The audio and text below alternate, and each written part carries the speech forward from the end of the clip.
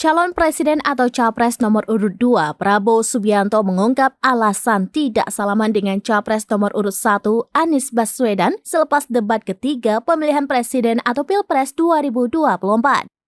Dalam sesi tanya-jawab bersama awak media usai debat di Istora Senayan, Jakarta Pusat pada Minggu 7 Januari 2024, Prabowo mengatakan Anies tidak datang ke dirinya saat debat ketiga tersebut rampung. Itulah kenapa ia pun enggan menghampiri terlebih dahulu kepada mantan Gubernur DKI Jakarta tersebut.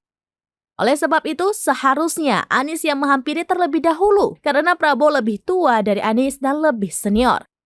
Sebelumnya, Capres nomor urut 1, Anies Baswedan dan Capres nomor urut 2, Prabowo Subianto tampak tidak bersalaman. Terlihat setelah debat diumumkan berakhir oleh moderator, para paslon langsung menghampiri satu sama lain. Capres nomor urut 3, Ganjar Pranowo pertama menyalami Prabowo.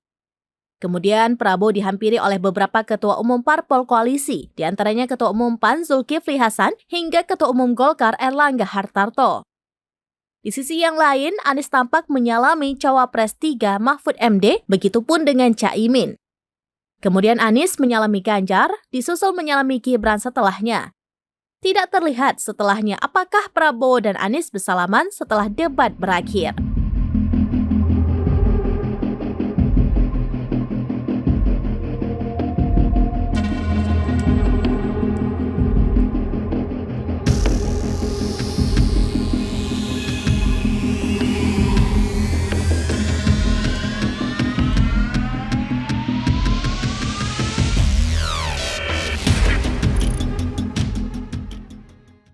Download Tribun X sekarang, menghadirkan lokal menjadi Indonesia.